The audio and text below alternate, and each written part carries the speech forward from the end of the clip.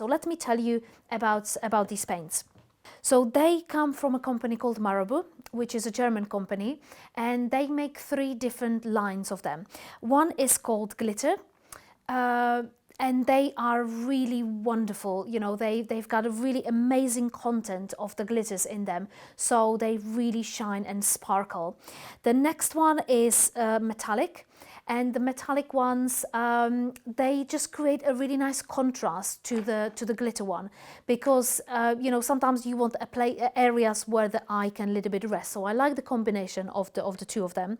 And the third one is a fashion one, and the fashion one is used. It's exactly what it says. It is actually specifically designed for fabrics, but I just love the variety. They come in plain colors and shimmering colors.